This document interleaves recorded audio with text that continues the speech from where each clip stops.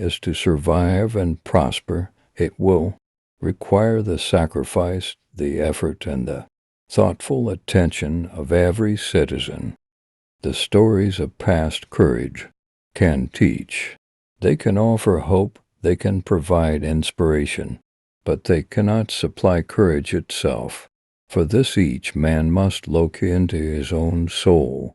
A man does what he must in spite of personal consequences, in spite of obstacles and dangers and pressures, and that is the basis of all human morality. Let us not emphasize all on which we differ, but all we have in common. Let us consider not what we fear separately, but what we share together.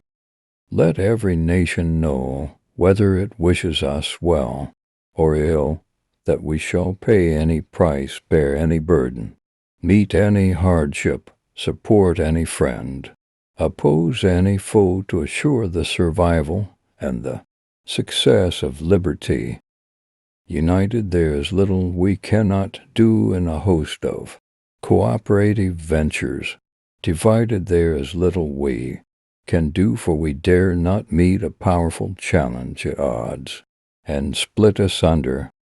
If a free society cannot help the many who are poor, it cannot save the few who are rich.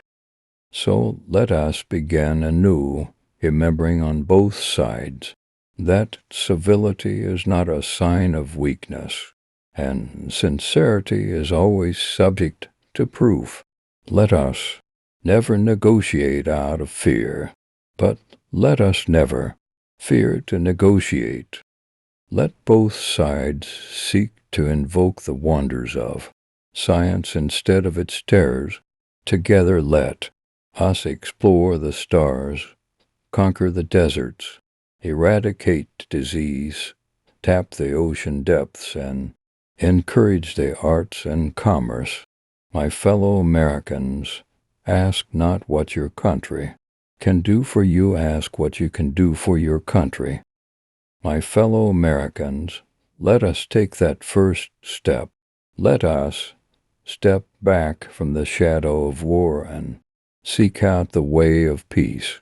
And if that journey is 1,000 miles or even more, let history record that we in this land at this time took the first step. I have said that control of arms is a mission that we undertake particularly for our children and our grandchildren, and that they have no lobby in Washington. If more politicians knew poetry and more poets knew politics, I am convinced the world would be a little better place in which to live. Change is the law of life, and those who look only to the past or the present are certain to miss the future. Children are the world's most valuable resource and its best hope for the future. For one true measure of a nation is its success in fulfilling the promise of a better life for each of its members. Let this be the measure of our nation. I am certain that after the dust of centuries has passed over our cities, we, too, will be remembered, not for victories or defeats in battle or in politics, but for our contribution to the human spirit. The success of this government, and thus the success of our nation, depends in the last analysis upon the quality of our career services.